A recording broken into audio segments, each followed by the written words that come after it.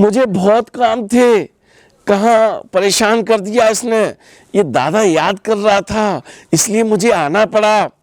उनका मानना था कि जिस चारपाई पर महाराज जी लेटते हैं तो जो चारपाई के पाए हैं, अब वो साक्षात होते तो पैर दबाते थे और नहीं तो उन पायों को दबाते थे और बिल्कुल ऐसा आभास हुआ कि घाव है और घाव से रक्त बह रहा है। थोड़ी देर बाद देखा कि महाराज जी किशन तिवारी के साथ आ रहे हैं। अरे साहब, दादा तो प्रसन्न है। महाराज क्या है, क्या दिख रहा है, क्या है? और इस तरह से जब उन्होंने पूछा और महाराज जी ने अपनी धोती इस तरह से अपने आगे कर ली।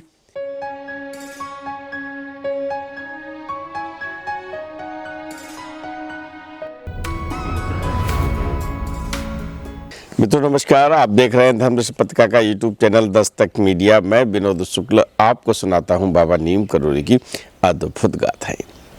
अद्भुत गाथाओं की श्रृंखला में आज लिए चल रहे हैं आपको प्रयागराज और एक ऐसे भक्त का एक ऐसा अनुभव जो अविश्वसनीय है।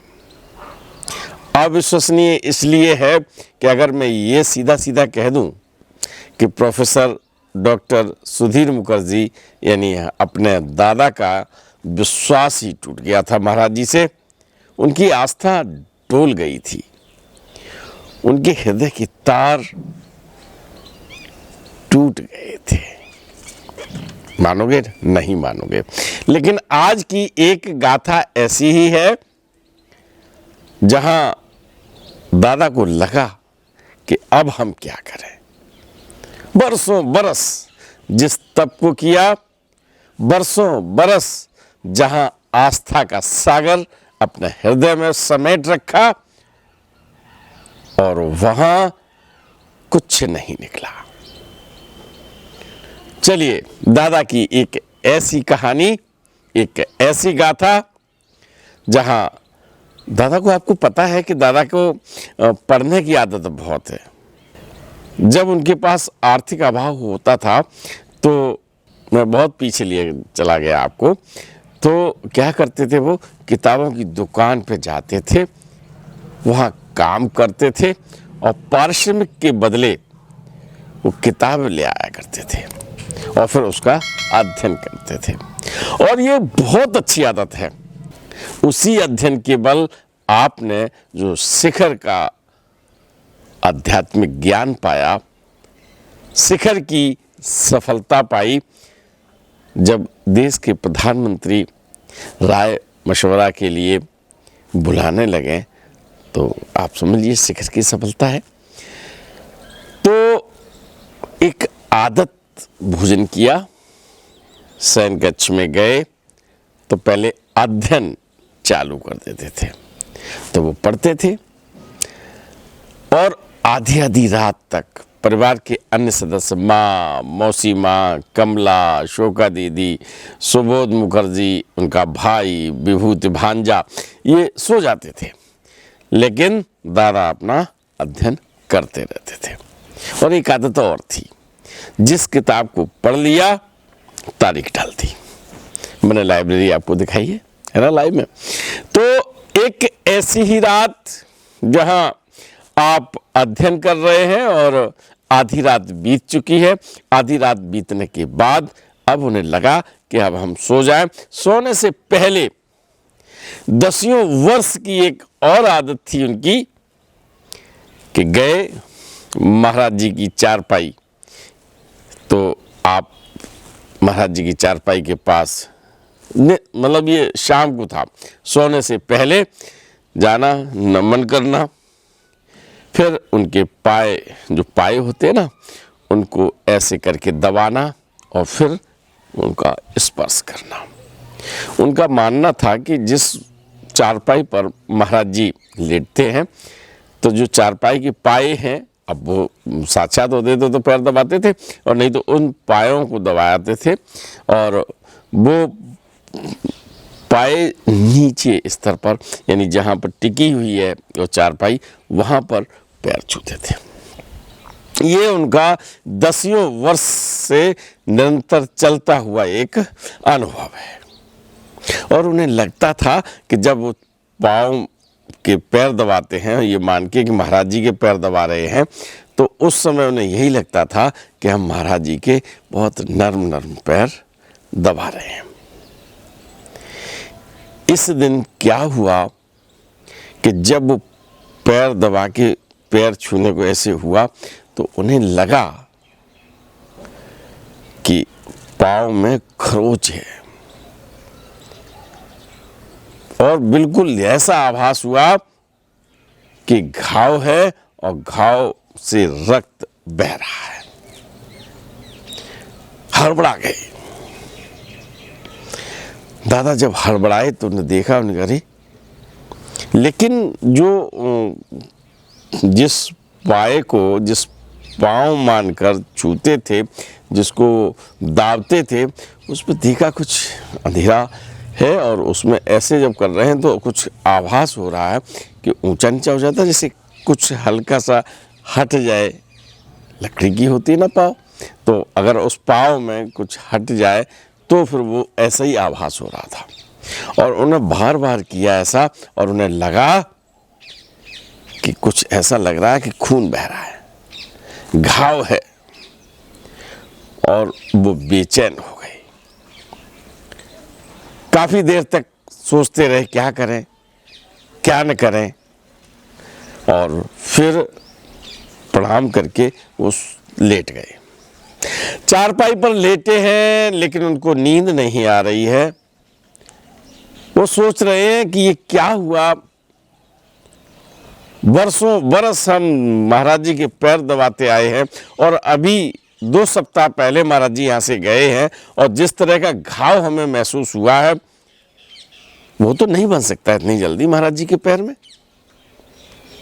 और जिस घाव में से रक्त बह रहा है उससे आप कितने बेचैन हैं। तो अब उनको ये लगता है कि क्या करें, उनको समझ में नहीं आ रहा है कि अब हम कर क्या लें, कैसे हो जाए। और उस घाव को जब वो देखते हैं, मन में है, अब तो चारपाई पर है, और उनके घाव की अनुभूति हो रही है, और ये अनुभूति उन्हें सोने नहीं दे रही है। अब आदमी सो नहीं पाए, पूरी तरह से नींद नहीं उसे मिले, तो प्रातः कैसे उठेंगे, एकदम बहुत ज़्यादा फ्रेश नहीं होंगे। दादा फ्रेश नहीं है, लेकिन अपना नित्य क्रिया का कार्य कर रहे हैं। फिर पूरा दिन इसी तरह से बिताया। सांझ बेला में वो फिर गए, और उन्होंने फिर वही चारपाई पे नमन किया, पाँव को दबाया, और जब दबा रहे हैं तो उन्हें फिर से वो आभास हो रहा है कि घाव है और रक्त रिस रहा है। अब उनकी आस्था को, विश्वास को चुनौती मिल चुकी थी। उनका विश्वास ये कह रहा था कि हम जिनकी सेवा कर रहे हैं, जब वो अनुपस्थित होते हैं तो यही इनके पाँव होते हैं, यही इनके पैर होते हैं, और इनको मैं जब स्पर्श करता हूँ तो मुझे बिल्कुल अनुभूत होती है कि महाराज जी के पैर हम छू रहे हैं। और आज इनके पैर में घाव है या रक्त बह रहा है, ऐसा क्यों महसूस हो रहा है। बेचैनी बढ़ गई है।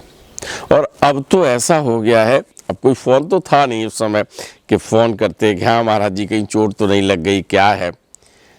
तो नहीं लगता है कि ये, मुझे लगता है कि हमारी जो आस्था है, हमारा जो विश्वास है, वो है नहीं कुछ, केवल भ्रम है।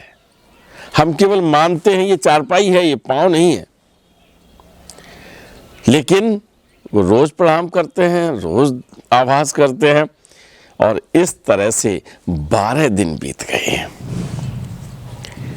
इधर माँ ने देखा कि सुधीर बहुत चिंतित रहने लगा है। माँ ने पूछा, बेटा क्या बात है, क्यों चिंता कर रहे हो, कोई परेशानी हो तो बताओ।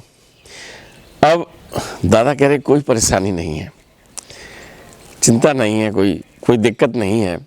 फिर तू क्यों ऐसा रहता है, कोई बात नहीं है। और ये जब चर्चा हो रही है उस समय दादा अंदर से कह रहे कि हम क्या बताएं माँ को। और थोड़ी देर बाद देखा कि महाराज जी किशन तिवारी के साथ आ रहे हैं। अरे साहब, दादा तो प्रसन्न है पूरे घर में। जैसे ही महाराज जी का आगमन होता था और मालूम पड़ जाता था कि अब आने वाले, जैसे सर्दी है, सर्दी का सीजन वहीं चर्च लैन में ही होता था, है ना। कुंभ मेला लगता था, माघ मेला में महाराज जी रहते थे।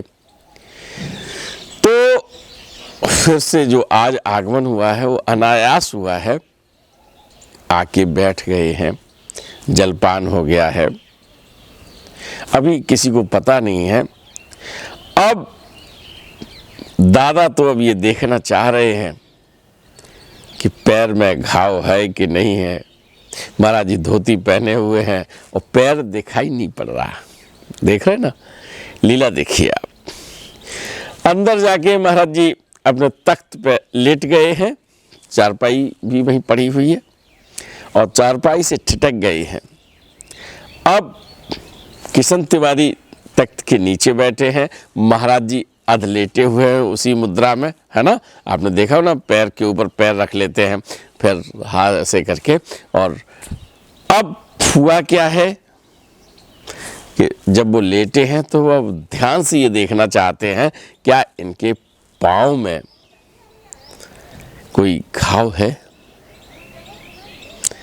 जब बहुत ध्यान से देखा दादा ने, मर्दानी धोती बोलते हैं, महाराज जी जैसी धोती पहनते हैं, तो वो जांघें खुल गई हैं, धोती ऐसी हो गई है और न कंबल ओढ़े हुए हैं। तो वो जो ये पेट है ना, जैसी हमारी तोंद निकली, महाराज जी की भी तोंद निकली हुई थी, तो तोंद दिखाई पड़ रही है।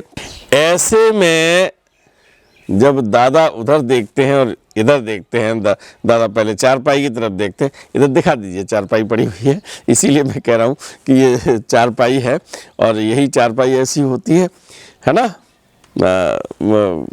देखी तो सबने होगी, लेकिन ग्रामीण परिवेश में ये अभी भी पाई जाती है और शहरों में ये लगभग गायब हो चुकी है। तो अब चारपाई की तरफ देखते हैं और फिर महाराज जी की तरफ देख रहे हैं। तो है क्या कि अचानक उनको लगता है कि जो जांघ है ना, इसमें घाव है और उसमें रक्त बह रहा है। अब क्योंकि वो स्पर्श पैर करते थे, ऊपर दबाते थे, तो ऊपर का भाग में ही उन्हें एहसास हुआ था कि ये घाव हो रहा है इसमें और घाव से ब्लड रिस रहा है। तो उन्हें जैसे ही देखा, नहीं, अरे महाराज जी तो वास्तव में ये यहाँ पर घाव हो रहा है और इसमें से ब्लड रिस रहा है। और नीचे भी जब पैर में देखा तो पैर में भी हल्का सा घाव है। ये दोनों चीज़ें उन्हें स्पष्ट दिखाई पड़ रही हैं। अब उनके मन में एकदम ऐसा लगा कि हमने क्या सोचा, ये तो वास्तव में महाराज जी के पैर हैं और इन पैरों की हम सेवा करते हैं, तो महाराज जी के ही पैर हैं, ऐसा नहीं है कि वो पैर नहीं है। और जब उन्होंने ढंग से देख लिया, महाराज क्या है, क्या दिख रहा है, क्या है, और इस तरह से जब उन्होंने पूछा और महाराज जी ने अपनी धोती इस तरह से अपने आगे कर ली। जो दिखाना था, जो विश्वास था, जो आस्था थी, अपनी जगह सच साबित हुई है। और सच में जब किसी भक्त की, किसी व्यक्ति की किसी पर आस्था हो जाती है, विश्वास जम जाता है, तो वो टूटता नहीं है। चाहे कितने ही उदाहरण आप देख लीजिएगा। भाई सावित्री को विश्वास था, यमराज के हाथों से प्राण वापस लाने की आस्था थी अपने पति पर, भगवान पर, है ना।